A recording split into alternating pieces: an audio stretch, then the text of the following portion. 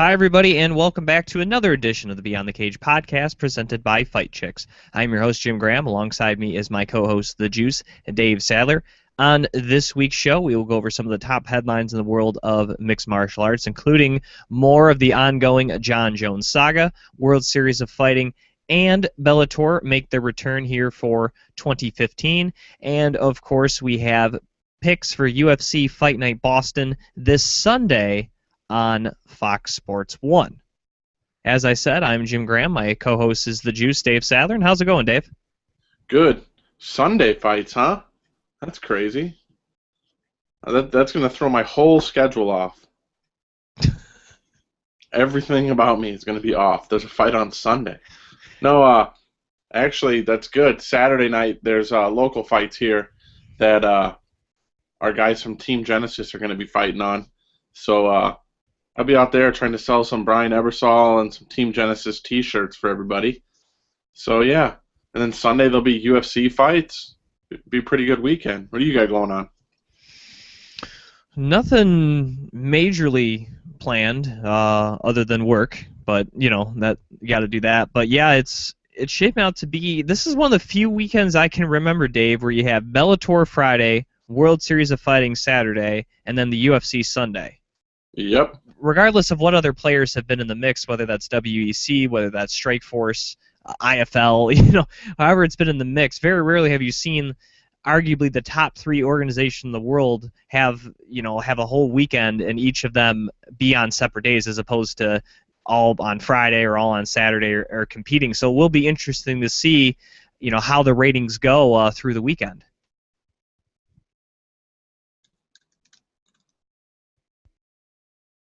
Yeah, I'm sure we're going to get right in and start looking at these two cards, but it seems like a mistake for both of these organizations. Maybe not so much Bellator, but for World Series of Fighting to put a show on Saturday. Correct me if I'm wrong. There's a football game Saturday and Sunday, right? Yeah, you'll have that's all. You also got to look at that as impact ratings as well. You have the AFC and NFC championship games this weekend. Yeah, and I mean, World Series of Fighting probably isn't going to get the highest ratings anyway because of the card that they brought, but you're going to go up against a huge number in football, which are, there's not going to be a lot of flipping back and forth for these big football games. So, maybe they should have done a Friday show, or they could have waited till next week when there's nothing going on. There's no football, there's no nothing next week, so we'll see. Well, speaking of the World Series of Fighting, they will hold their 17th event here on Saturday. It will be in Las Vegas at the Planet Hollywood Casino and Resort. Besides the main event, Dave, which features two former UFC fighters in Jake Shields and Brian Foster, there's really not much else. The only other name I could know of, and that's again, that I know of, is Adam Sella, who is known for getting that spinning back kick by Uriah Hall on Season 17 of The Ultimate Fighter. That's their next most notable guy after Foster and Jake Shields. It's stacked. That's the only thing I can say. Stacked card. And let's remind people the Shields-Foster fight is not for a title. It is just simply, I think the winner probably will fight Husamar Polares. And Brian Foster's a guy that I believe he got hurt, Dave, if I'm not mistaken, and got released from his UFC deal, and that was all the way back in 2010. He hadn't fought for just about a year. He came back and has fought mostly for a couple times for Cage Warriors. He's also fought for Victory Fighting, Titan. He's fought in several different promotions since leaving the UFC again, which I believe was due to an injury, because his last victory in the UFC, Dave, was over Matt Brown, which I believe was before he fought Robbie Lawler, one of Matt Brown's last losses. So since leaving the UFC, the guy has gone on a 6-1 winning streak, and I'm kind of surprised the UFC didn't bring him back already.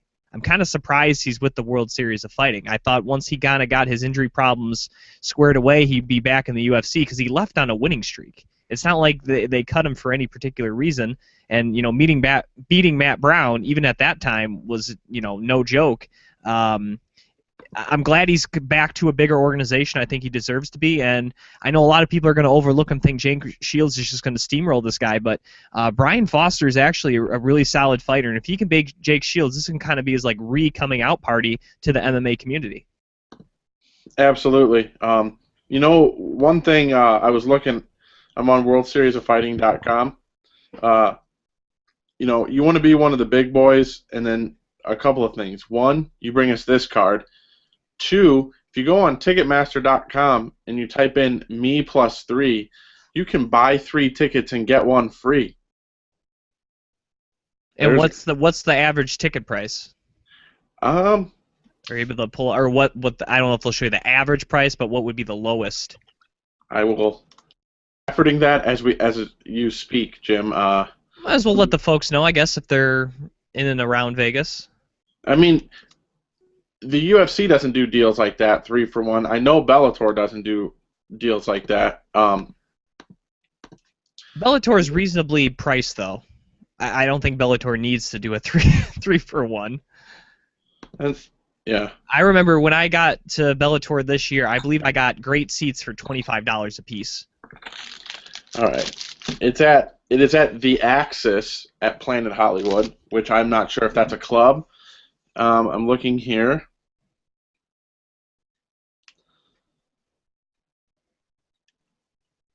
Choose my own seats. Well, yes, I will.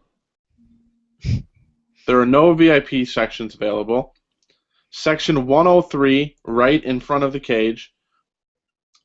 They range from 86 to 115. The balcony ranges from 40 to $50.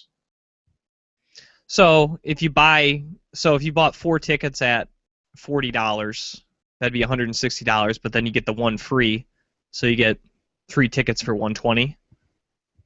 Ish, yeah.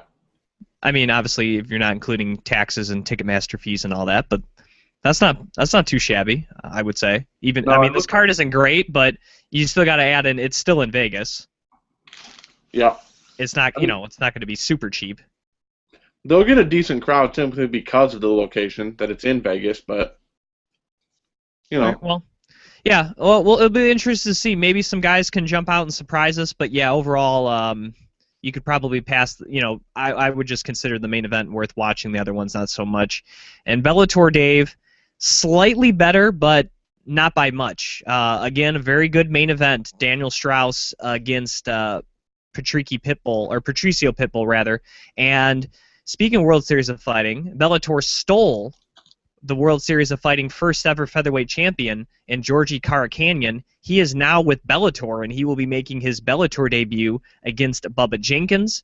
We will also see Houston Alexander, and he's going to rematch Virgil Zwicker. Those two fought in Iowa on last season of Bellator, which I think ended in a draw due to a couple of headbutts by Houston Alexander. So we get to see that rematch for whatever reason. And then they're going to drag out the corpse of Mario Zaramskis for another go where he won't perform very well. So we got a very, very stacked card. I mean, again, it's better than World Series of Fighting, but not by much. But I am intrigued to see Georgi Karakhanyan because World Series of Fighting, whether they let him go or however he negotiates his way out, I think Bellator getting him and not the UFC is a rather big deal. And they already had a pretty good featherweight division, Dave. You add in Karakhanyan, that division becomes awfully loaded, and he's a guy that instantly is in their title picture. I mean, I know Bubba Jenkins, I've never heard of him, but just the fact he's winning, he's there, I feel like he factors in the title picture. Right. I think that this is another one of those where, yeah, like you said, Jim, the main event's good, the co-main event's good. Not sure on the other ones. But what a mistake. They haven't had a fight card since, I don't know, when the heck was Bellator 131? I believe it was November 15th, and this card's going to be January 16th, so roughly 2 months. Roughly 2 months, and there's zero advertisement for this fight. Like if you're flipping through the channels, you're not seeing anything. And you know, your last card was loaded with stuff. It was all over Spike TV and other channels and all sorts of stuff. But this one, there's just no hype behind it. And I mean, this is your first card of 2015 under the new regime. All this stuff's going to change, and that's what we're getting. It's just like, come on, guys.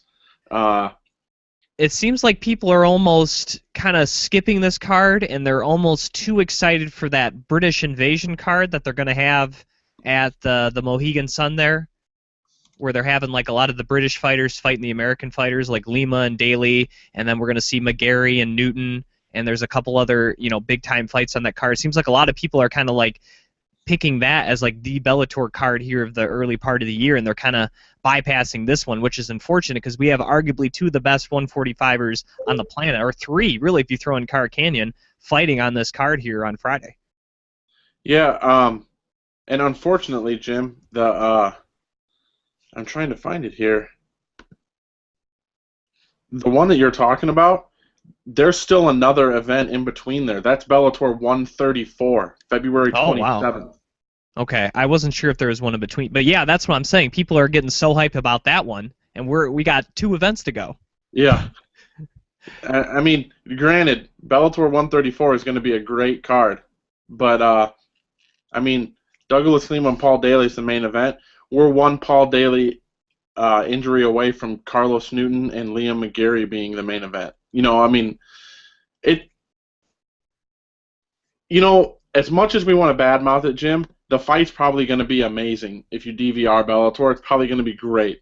All the fights will be good, spinning heel hooks and back kicks and, crazy submissions and stuff like that. But if nobody watched it, did it actually happen? I mean, right. It just baffles me. Especially on a Friday, if you're Bellator, you're the only person putting on a card. There's no weigh-ins for the UFC. There's no football. There's no nothing. Friday's your day. You should have an advertisement on everything that Viacom owns. Well, real quickly, looking at the main event, I think the game plan's obviously pretty simple. We've seen Daniel Strauss in more recent fights really improve stand-up, and I think you can really see that he's not the same kind of grinding guy we first saw burst into the scene in Bellator, but he's going to have to revert to that style back. He's going to have to reverse to the grinding Daniel Strauss and be in Pitbull's face and take him down and make him work, because I think it's proven that you just can't stand with Pitbull. I know Pat Curran, he's one-on-one with them, and he wasn't too far off the second time, and he was pretty on point the second time. But at the end of the day, if you play the stand-up game, he seems you're giving him the best chance for him to win.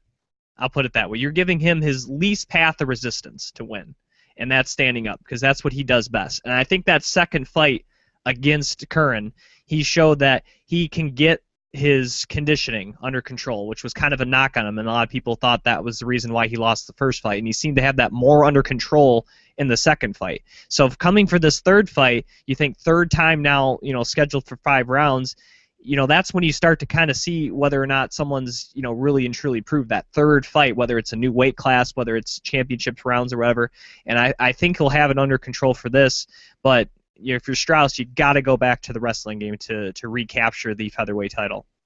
I agree. I think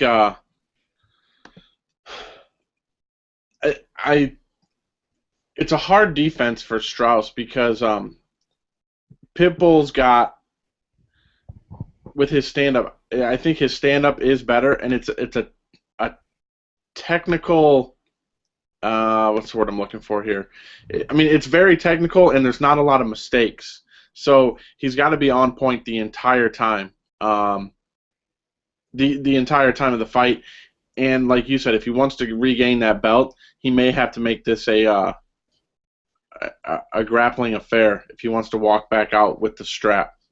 Real quick, Jim, I got a message from both of our friends, from the Ultimate Trading Card group that's on Facebook. Jason Gustafson. No relation to Alexander, I don't believe. That we know of. Yeah, he could be. He's still our friend regardless of if he's related or not. He wants to know, he heard us talking about Bellator. First of all, thanks for watching, Jason. Second of all, what do you think of the new Bellator ring card girl now that Jade is gone? Yeah, first of all, very surprised they let her go. I think that's kind of a shock, right? Right. I think that's interesting. Here's the thing: if they would have let her and Mercedes go, I think I wouldn't have had as much of a problem because they've been doing the ring girl thing for several years together. So that's why I kind of found it weird that just one was being let go and not the other. Like they're not bringing in a new team for the new year, so to speak. I hear you. But anyways, so they're bringing in Summer Daniel. Bellator just tweeted out not too long ago, and it's on MMA Junkie. You know what the funny thing is? She almost looks exactly like Jade Bryce.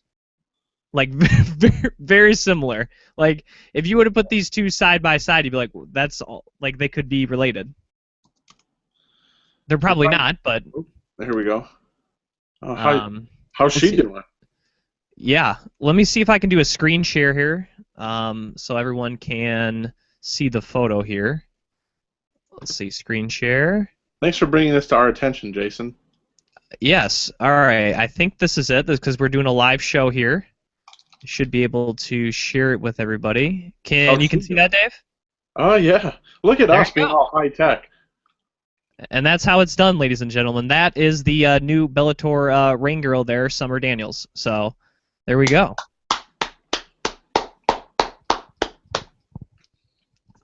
So that's all I'm sharing with you people because I don't want you to see what else is on my desktop. So there we go. All right. There. All right. Well, that's how that's done. All right. So that's the new ring girl. So if you're listening to the audio version, unfortunately you'll have to Google that yourselves. But all right. So that's the new ring girl. We'll see if she drops the ring card or trips or anything. I don't know what else. It's kind of hard to really rate, other than really the only time you should notice the ring girl is if they actually purposely put the camera on them. You should notice if they mess up. Yeah. So, all right, let's move on here to some UFC news. First, Dave, it's just a rumor, but this was according to Adam Gillian Jr. of MMA Mania. He is saying that Tough 21 here in the United States may feature, for the first time, two gyms going at each other. Jim Graham and Jim Miller? Oh, man, I wish. But MMA gyms, and this would be two of not just the top in the state of Florida, they both are in Florida, but in the country, as American Top Team would take on the Black Zillions. Now, of course, the Black Zillions have trained such fighters as Rashad Evans, Vitor Belfort, Anthony Rumble Johnson, and Eddie Alvarez, where American Top Team has a host of strong fighters and current UFC welterweight champion Robbie Lawler, as well as Hector Lombard, Thiago Alves, Will Brooks is down there, Yoel Romero, Tisha Torres, Dustin Poirier. I might be missing some, but big list between both camps. It would be the first time that camps have had their name front and center. Again, this is just a rumor. Now, when we were talking about Tough, we said Tough 20 would have been a perfect ending to the series domestically. If they go ahead with this, we said they had to have a change in the scheme of things for Tough 21. And I'm kind of torn whether this was the right move, whether to just get rid of it. Maybe I have to see it first. The only thing is, if they're going to continue with this, what gyms get chosen? What gym would be worthy enough to be on the Ultimate Fighter, I guess, and maybe the UFC would be showing favoritism towards certain gyms, because you're almost giving that gym free publicity. Right. To go say, hey, this gym's so good, they got on the Ultimate Fighter. I mean, it's not saying those gyms aren't good, but I don't know. You may be kind of showing favoritism, and that's the only issue I maybe see. Well, yeah, but like here in the Chicagoland area, there's a couple of gyms who could pull it off. But then you're killing guys like Doug down here, like 30 miles south of Chicago. You're killing guys like him who they have the best gym in our area, and guys from Chicago will come down and train, but they can't advertise by being on the Ultimate Fighter. You know what I mean? Like, so that's a little bit weird. But a couple things are weird to me. If you do gyms, if you do the Black Zillions versus American Top Team like they plan on doing, is it still like I'm assuming it's still the best featherweights in the world that aren't signed. They're just going to go to Florida and then they get picked on a team. I'm just assuming that that's how that happens, right? Like, I'm imagining they're probably going to have a 2-weight class season. Right, but I'm saying that's my guess. I don't know which weight classes, but that would be my guess because I highly, well, I shouldn't say I highly doubt, but the chances of each gym having 8, say, like you said, 145 pounders that would be almost UFC ready, I find that hard to believe. They may have 4. Right. But I'm saying these fighters aren't going to be from the Black Zillions, or are you thinking they are? They are. Otherwise I wouldn't get it then. See, I was under the impression that it might be like 8 fighters, the best featherweights in the world, and they're going down there, and then they get picked, and they're either with the Black Zillions for 8 weeks, or with American Top Team for 8 weeks, and then they fight. See, that's I didn't even think about that, but I think that's well, because what's crazy if they do that? I think that's more crazy than them having guys on their own team do it. Right. Well, because my thought was, what if Longo's got a guy that they think is right on the cusp of being an Ultimate Fighter ready? So he trains with Weidman and all those guys at Cerro Longo, and now you're going to go take him to the Black Zillions, where Vitor's training, who Vitor's going to fight with. Like, and he may poach him. Yeah. He may go, wow, I really like this training over the 6 weeks. I'm not going to go train with them anymore. Yeah. Or now, of course, that could be the case on any season of The Ultimate Fighter. True. But the fact it's a gym-based thing, I feel like that you're emphasizing the gym more in this season than the individual fighter behind it. Right. I think there's more of a case of that potentially happening. Got it. No, we need more clarification on the rumor, whoever the guy who wrote the article was. But that's a good angle, though. I didn't think about it. Yeah, I think that would be very weird to me to have, like, all right, we're bringing in these 2 camps. They're going to have their coaching staff, but us, the UFC, we're just going to pick 8 guys and then send it to them. Yeah. I don't know. We'll see. I just think because those guys already have so many fighters on their team, it would just be easy for them to go, hey, these 8 guys could make it on the show. Yeah, that's weird. I don't know. Well, I don't know. Again, it's an interesting take, but I still think what I suggested, the online only, like Big Brother style, where you always see into the house, it's just 6 weeks straight. There's no editing or whatever, and we actually get a true. When people say, oh, they edit it that way.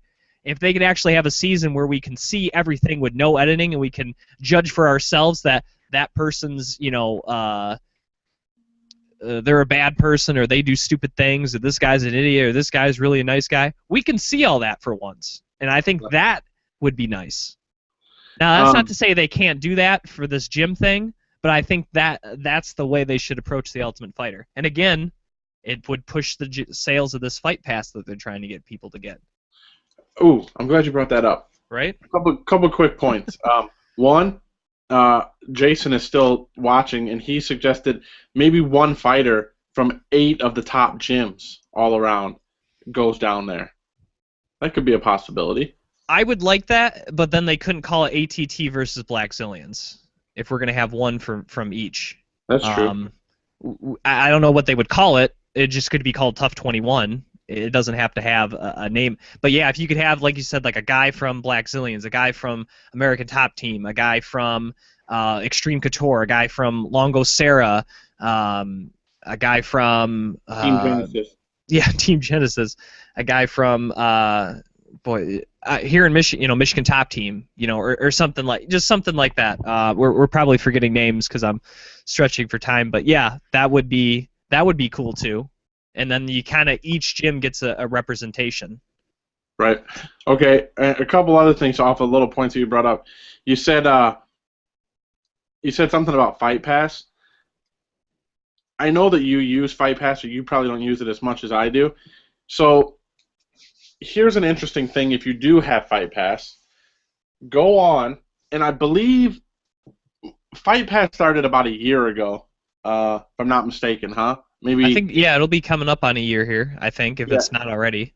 So if you go back and think, that was about the time of Silva Weidman 2, so like 168. If you go back and watch the events during the Fight Pass time, after the events are loaded, you can watch the fight from the broadcast position, you can watch the fight from the particular fighter corner or overhead. And I watched Ebersol's last fight against Howard from Ebersol's corner, and it has his coach in it. And so you don't hear the commentary, you don't hear Rogan or Goldberg. All you hear is your fighter's coach. And I tell you what, after that, I went through and I watched some of Weidman's fights with Longo and Sarah coaching him in the back. And I've been picking just different fights to go back and forth to. It's a very interesting way to watch the fights, to kind of hear how they're coaching and how the fighters respond to their coaching. It's very, it's very different, and you get a kind of a better appreciation for the fights. I'm just saying they're trying to get that $10 a month and adding, like I said, that exclusive Ultimate Fighter where you get to view it on the house at any time. I think that would intrigue some people to pay the $10 for that and get all the other stuff that comes along with it. Yeah. Maybe I'm wrong, but I don't know. I would be intrigued. I'd check it out. Yeah, it would have to be a live version though, because you never get to see the fights. That would be the only. No, you would get to see the fights. I'm just saying, like, they would tell you when the fights would come up, again, because it'd be all 6 weeks, but then there'd be like 1 or 2 cameras in the house that would just always be on, and you could always check in to see what's going on in the house. Right. So any time of night you could click on and see what was going on there. Yeah. Speaking of, this is a professional transition I'm about to roll through. So you said, like, you could make it out for yourself, like who's a jerk, who's not a jerk, or whatever. Speaking of that, Felice Herrig just tweeted out, actually she put it on her Facebook page, that she has a fight announcement coming up, and she's going to let us sit on it for a couple of hours. So that's good that the girls from the Tough 20 finale are starting to get fights. So any suggestions on who that may or may not be? It could be Joanne Calderwood. I just got a text message that one of the frames behind me is crooked. Behind you or behind me? Behind me. Oh. I don't think it's crooked. I think somebody just wants me. No, that one, the landscape one there next to Dustin Poirier. That one? Yeah, that one's slightly. That's Travis Brown. He's throwing a downward elbow, so that's why the. Oh, that's right. Yeah, he himself. Okay. Yeah, we'll have to tell Travis to fix it real quick. Yeah. We'll call him up. All right. Well, speaking of jerks, Dave, how about this John Jones saga? No, that's a transition right there. No. Speaking of the jerk store, they're all out of you. All right, so let's get this. You told me about I had heard about it, but we talked about it before the show.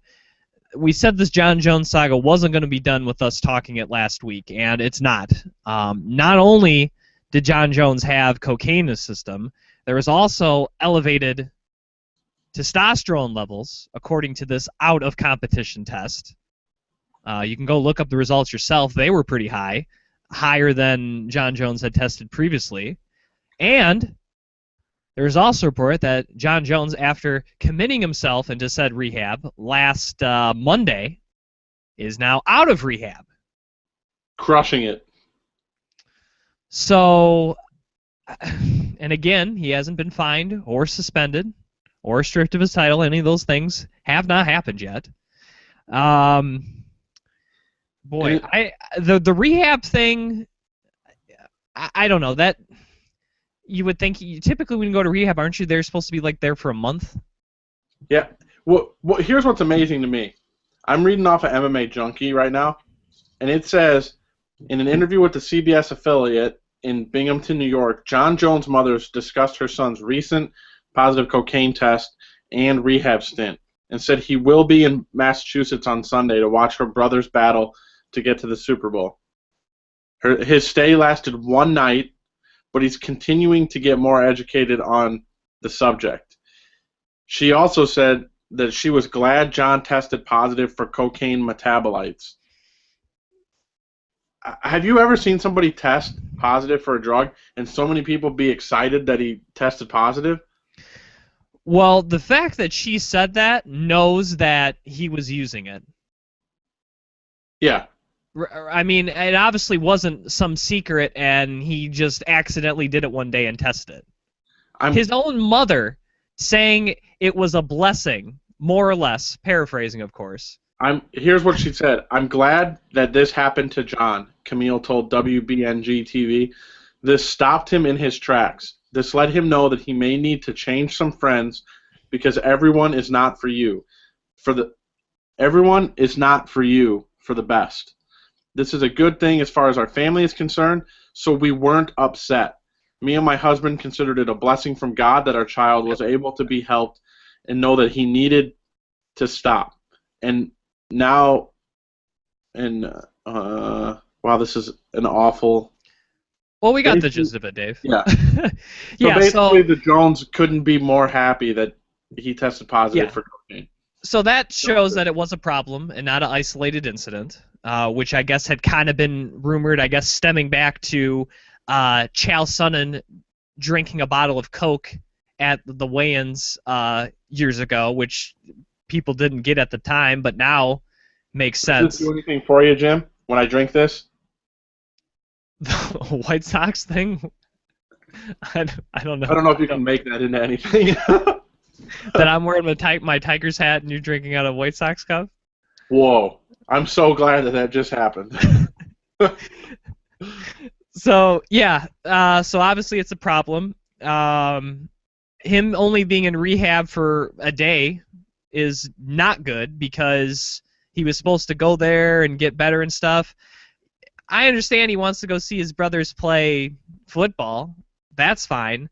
But when you check yourself into rehab, you got to stay there for at least a week. Like 2 days. Something.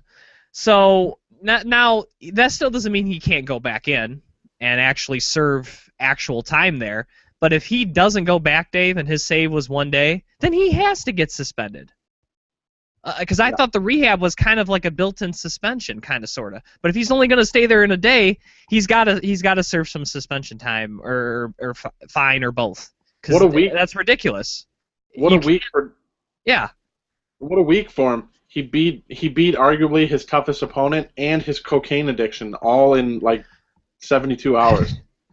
He is the greatest fighter on earth. Yeah, it's just with all the support that the UFC and the top brass is giving him, to only go in for a day, I think is rather spinning in the face of that, and he's taking advantage of the UFC's possible, I'm saying possible, because you got to throw it as a scenario, cover-up of a serious problem and trying to protect arguably the face of their company. Yep. And he has not learned anything then. No. By going there for 1 day. And the UFC this week or into next week should seriously look and tell them, if you're not going back in, you're going to face punishment. We're trying to protect you here, but if you're going to not try to get help that you need, we're going to make you get help. Yeah. It has to be done. Here's my thing. It's a problem, and it's been a problem for John Jones. Because I've never tried a drug. I've never tried marijuana. I don't even smoke cigarettes. I barely drink. But cocaine is a hard drug, and I fail to think that John Jones was like, oh, you know what? I'm going to try cocaine right in the middle of training camp leading up to the toughest fight of my career. I'm just going to give it a whirl. No, you've been doing it for it's something that's been there for a long time because he was comfortable enough to do it during a training camp.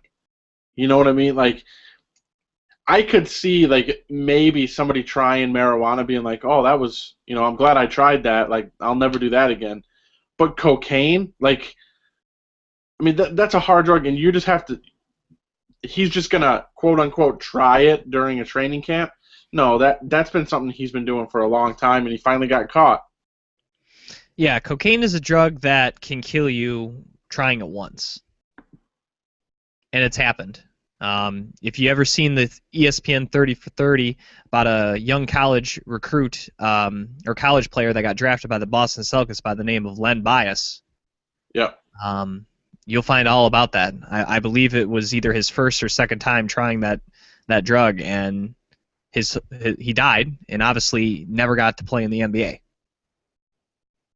Yep. John Jones is fortunate that he's not like Len Bias. Because that's all it takes. And yeah, like you said, this is an issue. And the biggest thing now that you read that quote from his mother, if your own mother is saying, I'm glad he needs help, you got to change something in your lifestyle. Immediately. UFC is protecting you now, but how much longer will they protect you if you're not trying to get yourself better? Because, I'm sure that after the AFC Championship game, I'm sure they're all going to go back to the Jones house and they're all going to have, cookies and Kool-Aid or whatever. You know what I mean? Like, he's going to be in downtown Boston for this big football game, and then the UFC's got a huge fight that same night, and you mean to tell me that Jones isn't going to be around alcohol and those same people?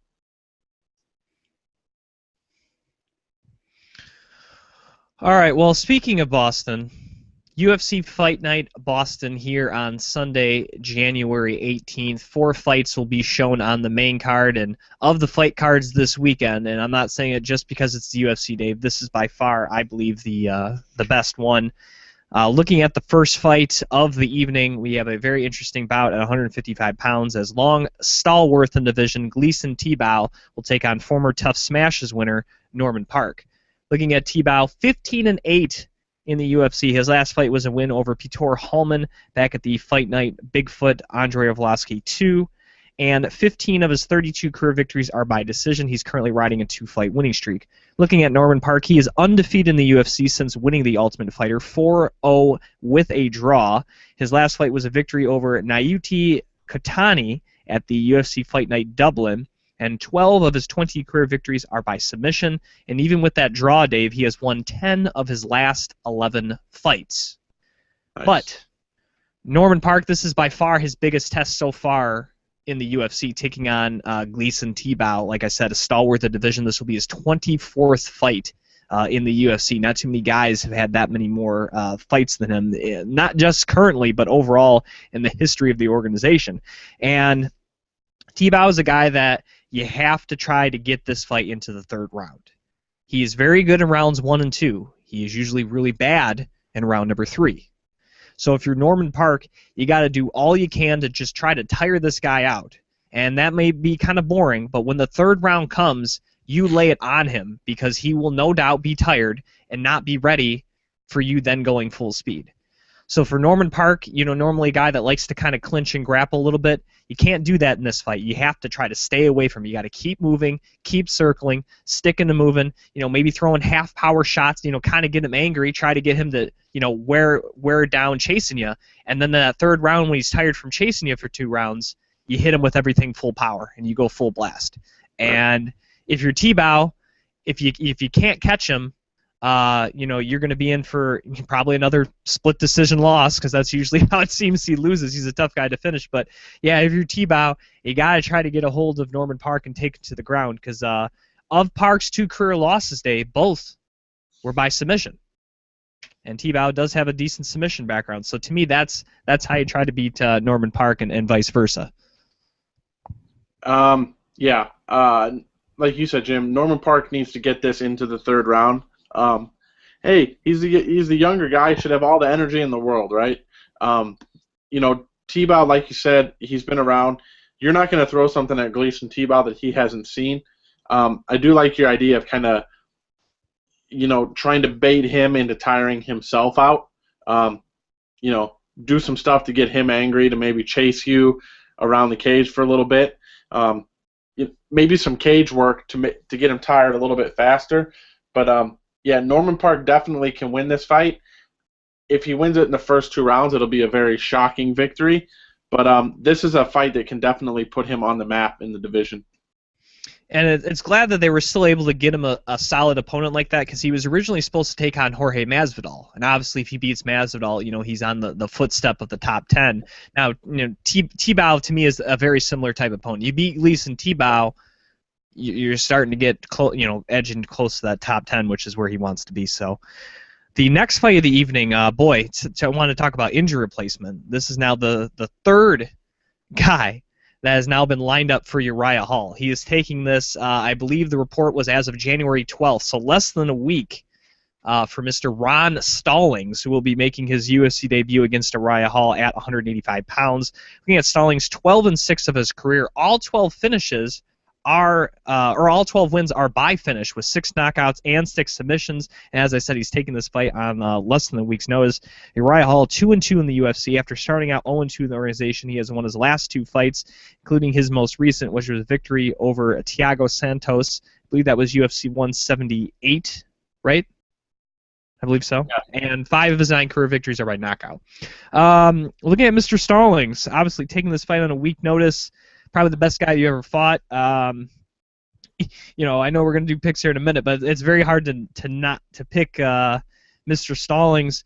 He's got some finishing skills, but you got to do what you can to try to tie up Uriah Hall, because you can't fight this guy at range and expect to win. That was what I would, a short, simple, weak game plan is, look, you got to come in close, because if you stay at range, this guy's going to hit you with a kick or a punch, and you're going to be knocked out on the canvas. Yeah, I got a couple of gripes with this. Your breakdown of the fight is good, and it's pretty hard to disagree with. Who was he originally going to fight? Do you remember? Oh boy, I don't remember. It was, yeah. Let me look that up here. I know Lewis Taylor was the guy who was the first injury replacement. And as I was breaking down the fight, or doing my prep for the show, I do the rundowns, everything. I thought, oh, that's who I'm gonna be looking at. And then all of a sudden it said Ron Stallings. I double checked on the UFC website as well as Sheerdog. Kept on saying, Ron Stallings. I'm like, oh, well, I guess it's not Taylor. So yeah, I think, doesn't Uriah Hall have some ties to the Boston area? Yeah. Or am I wrong on that? Here's my gripe. Lewis Taylor is he's a guy from the area around here. So he steps up, takes a fight against Uriah Hall on like 12 days notice to replace somebody. Gets his shot. Lewis Taylor has got Strikeforce experience and all this other stuff. So he gets the contract. He gets injured. The UFC pulls his contract. So now he's not a UFC fighter. He's hurt. So he can't fight anywhere else just yet. They pull his contract, and then they give Ron Stallings a chance, coming in off of a loss, if I'm not mistaken. You are correct. Comes in off of a loss on 5 days' notice to fight Uriah Hall. We couldn't just push Uriah Hall to another card? Like, it's that important that Uriah Hall fights on this card? You're giving him a guy that you didn't have in the you didn't think was good enough to be in the UFC. He's coming off of a loss, and he's the third fight from the end. Like, I understand, Uriah Hall's put in the time and all this kind of stuff, and, it may be local to the area. Uriah Hall fighting on this card is not necessary. what if they would have waited and gave him the number 13 guy in the division so he could crack into the top 15? I bet he wouldn't have had a problem waiting. Yeah, and it looks as though, looking over this card, Dave, there are a couple other guys, I believe, fighting at middleweight that they could have moved up to keep Uriah Hall on the card. Right.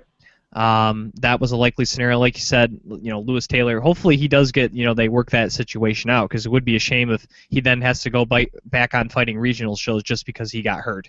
That would be rather unfortunate. And for Ron Stallings, obviously you can't blame him. No. I mean, here's a shot to fight on the main card of a UFC, something you've been working for. 12-6 is a great record, but it's not horrible. I mean, you've fought 18 times. You're trying to get to the UFC. Can't blame him, but yeah, it's definitely interesting. And there were obviously other, I think, intriguing matchups, Dave. They could have moved up to the main card. You had Cathal Pendred against Sean Spencer, John Howard against Lorenz Larkin. Johnny Case is taking on Frankie Perez. You want to, speaking of injury, Johnny Case, when we interviewed him, he's on his third opponent. Yeah. So throw that one in the mix. Patrick O'Houlihan is fighting on this. You also got a couple guys from the Ultimate Fighter and Sean O'Connell and Sean O'Connell and Matt Van Buren. I mean, there's some solid guys they could have moved up. If Uriah Hall wasn't able to fight, but Brian filled in on 11 days' notice, but he was fighting Chris Lytle. And Brian had like 9 wins in a row coming into that. That's the stuff that's crazy. I mean, there's guys. Everybody and their mother will complain that CM Punk is coming in and he's going to fight on a main card, but nobody will say a word about. Can't even remember the guy's name. Ron Stallings. Ron Stallings. Right. Nobody will complain about Ron Stallings coming in off of a loss fighting Uriah Hall. I mean, I get it. 12-6, you have losses, you have wins, but you're coming into the biggest organization on 5 days' notice off of a loss to fight. That's the stuff that grinds my gears, sir. That is the stuff that grinds my gears. And if they had to cancel it, that would have reduced the number of fights from 12 to 11. Which has happened. 12 is already a lot. They usually typically don't have more than 10. So to me, they had 2 fights they could spare. And thank God we have great listeners. Uriah Hall was originally scheduled to fight Kostas Philippou. Yeah, I was just about to bring that up. I had that up there. But yes, that was his original opponent, which would have made sense because actually one of Uriah Hall's losses before coming to the UFC was against Kostas Philippou. Right. And the other was against Chris Weidman. Man. So those were his 2 losses before getting to the UFC for Uriah Hall. Not too shabby. Nope. All right, co-main event. Are you wearing a suit coat? No, I'm wearing a shirt. Just the way that, I don't know if you can see your own picture. It looks like you're wearing a suit coat, like the way you had your hand there. Oh, not at all. No. I was like, this guy is dressed to the nines. All I have is this great shirt from Fight Chicks. No, this is just I think this is a shirt I got for Christmas. Oh, nice. And some jeans. Or am I wearing jeans? You can't tell. No. All right, let's not create this. We just lost all our viewers on that. All right, let's get to the co-main event of the evening. You want to talk about injury replacements? Donald Cerrone, fresh off a victory at UFC 182 on January 3rd, days later, finds out that Eddie Alvarez, a man he has already beat, is out against his in the co-main event slot against Ben Henderson, a guy that Cerrone has lost twice to. Cerrone, without hesitation, took this fight, and now will be facing Ben Henderson again in that co-main event slot for this UFC Fight Night Boston. To run over both these gentlemen's credentials, because they are awfully impressive, Cerrone currently riding a 6-fight winning streak, again, fresh off that victory over Miles Jury at UFC 182. 13-3 since entering the UFC, and of his 25 career victories, 15 are by submission. Looking at Ben Henderson, 9-2 in the UFC. His last fight, a loss to Rafael Dos Anjos at the Fight Night in Tulsa, and 10 of his 21 career victories are by decision. Obviously, Henderson went 2-0 against Cerrone in the WEC. Both those, the first one of the best fights I've ever seen. Arguably, I think you can mark down as probably one of the top 5 WEC fights of all time. Just an excellent fight. The second one, I'm not going to call fluky because Ben Henderson is really good, but Henderson was able to catch Cerrone very early in the first round with a guillotine choke, kind of caught his head out there and submitted him in the first round in their second meeting. I would say this fight's going to go somewhere in between that. Now, I believe the first fight they had was scheduled for 5 rounds, and win all 5, and I believe the second fight was also scheduled for 5. So this one would only be scheduled for 3.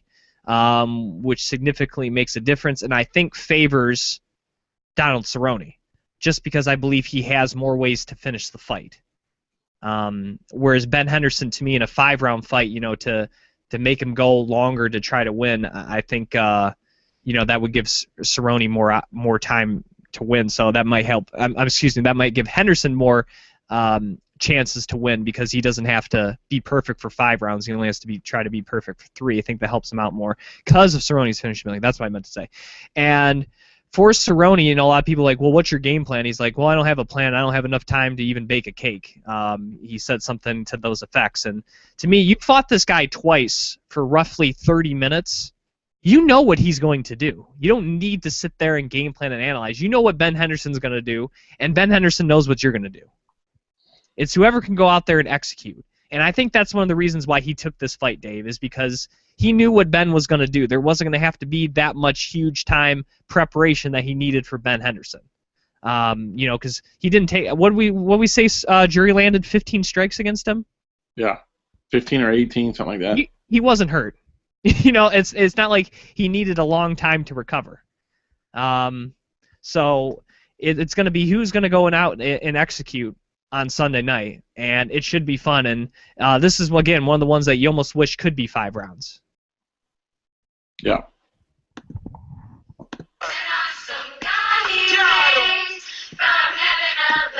It's that time.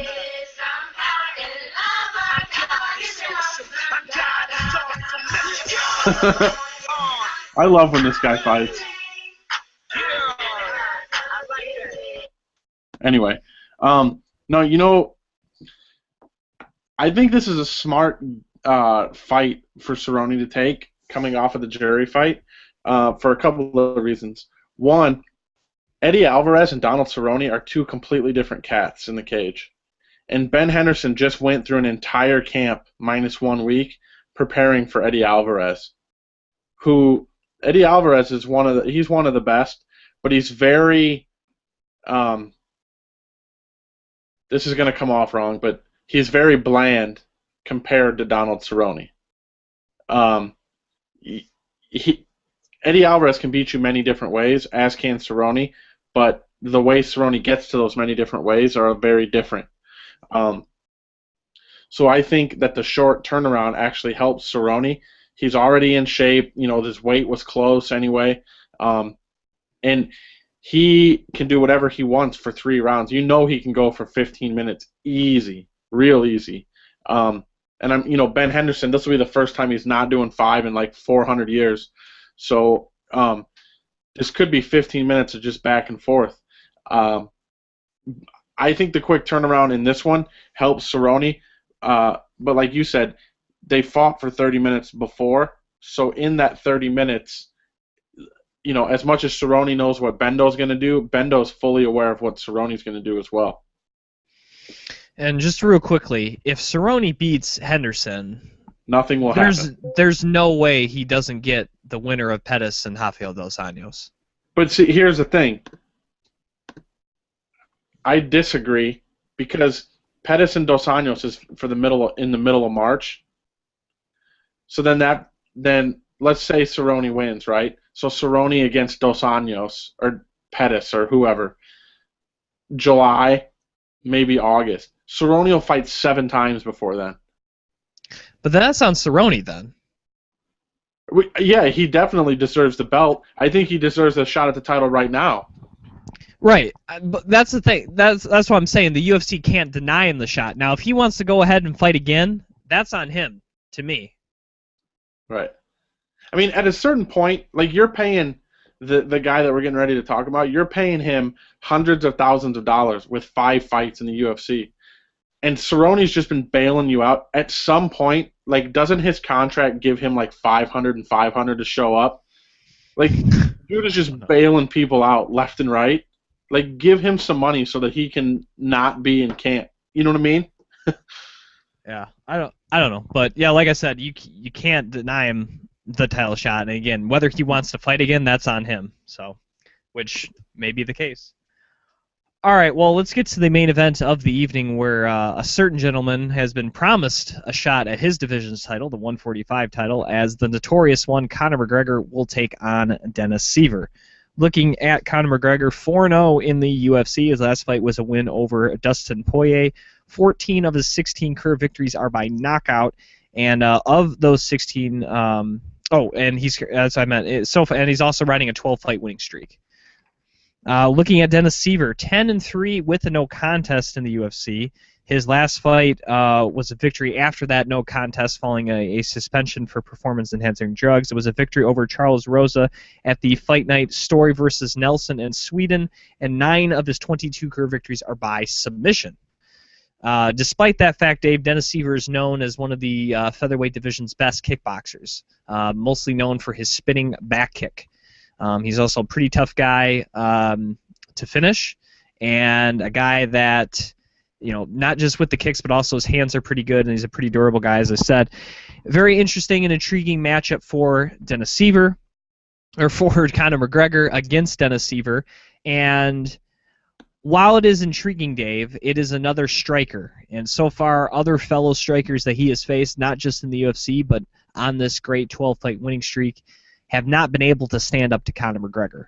And despite Siver's pedigree, you almost kind of have to lean towards McGregor. It seems that him, along with Gunnar Nelson, have developed this very unique, lead leg forward kind of side stance style that a lot of people have not been able to combat. You add that in with being a heavy-handed individual, even with Siver's kickboxing background, it seems like this has all the makings of another Conor McGregor knockout. I don't know if it's going to be quick or if it's going to come in the third round, but that's what this fight feels to me. That's not to say Siver can't win with just one kick or something, but it just seems like this fight was a setup to get McGregor to Aldo, which we thought may happen, but now officially has been confirmed. And for Conor's sake, I hope it's quick to give some validation to this title shot. But if it ends up happening, in the third round or it goes to decision, to me that may spell disaster for the UFC, already giving this guy the green light at a number one contender spot. Exactly. That's a fair point there. With kind of like I was saying with Hector Lombard's last fight, had Hector Lombard come out and finished, I don't remember who he fought, but had he finished him, that's a way to. What's that? Oh, Berkman. Yeah. Had he come out and finished him, that's a easy argument. Like, hey, I've won all the fights. I just finished a guy I was supposed to finish. Give me my title shot. Same kind of deal with McGregor here. He should finish Siver, or that's what everybody seems to think. So if he goes out there, finishes him real quick, the hype train will continue to roll. Found an article on Sheerdog. If you were to bet $100 on McGregor, you would win your $8.33 back plus your investment. So they'd give you $108.33. Yeah, he's so heavy of a favorite. You have to do a prop bet. Yeah. Well, if you put 100 on Siver, you'd get $7.75 back plus the 100. Yeah, that's the odds. Like, to make any money on Conor McGregor in this fight, you have to bet that he finishes him in the first round. Right. If you were a betting man, that is. I'm saying that's how you got to do it with these heavy favorites. But yeah, he's a heavy favorite. Siver has a chance, but all the momentum's with Conor McGregor. Right. The one thing about this fight that's crazy is, I was watching. I don't even remember what I was watching, but Seaver's not going to get caught up in the trash talk and like all that stuff at the weigh-in. Seaver's been around a long time. He's not. Dustin Poirier got involved in all that stuff, like at the weigh-ins, like he was doing the pose down and like, I'm going to be your, all that kind of stuff. Seaver's not. Seaver's going to go in there, win or lose. Seaver's going to put his hat on and go to work, You haven't heard anything from Seaver. Nothing. He's just going to go in there, go to work, win or lose. And, a lot of people seem to think that McGregor's just going to steamroll him. I don't know if it's going to be that easy. There's some tricky points that Seaver has. I mean, this is like his what'd you say? This is 15th time or something like that in the UFC? Yeah, this will be his 15th fight in the UFC, and I want to say his 5th or 6th at 145. Yeah, I mean, like, I don't think you're going to have to worry about the weight cut for Seaver. You don't have to worry about the bright lights bothering him. None of that stuff. To him, it's just another fight. So it'll be very, very interesting. All right. With that said, let's get to some picks here. First fight of the evening, 155 pounds, Gleason Tebow against Norman Park. I've always kind of been a fan of Norman Park, so I'll go with the man from Northern Ireland to win this one. Yeah, I'll take the young one. Norman Park in this one. Uriah Hall against Ron Stallings. I think we kind of gave it away. It's hard to pick a guy coming off a loss on a week notice against probably the best guy he's ever fought. So give me Uriah Hall in this one. Yep, I will take Uriah Hall as well. Donald Cerrone and Ben Henderson 3, co-main event of the evening. I know he's on a roll. I know he's been awfully impressive. I know he could have a title shot right now, but it's hard to pick against a guy when he's already beat him twice. It's just hard for me to do that. So give me what's his name, T. Sweezy. And our God is an awesome God. R. Swift. You were close. R. Swift. Did you say T. Sweezy? I don't know what it was. Something like that. All right, give me R. Swift and Mr. Henderson for the. That could be someone's name, right? It probably is. T. Sweezy. Right? Is that what you're drinking out of that cup, T. Sweezy? It might be. I don't know. No, it's Baja Blast. It's the official drink of Crushing It. Everyone knows that. This is a tough one. Just because I played his music, I'm going to go with Ben Henderson. All right. I figured you would. No. All right. Main event, Dennis Siver, Conor McGregor. I want to be bold and pick Dennis Siver, but I'm not. I'm going to go with Conor McGregor and take the overwhelming favorite in this one.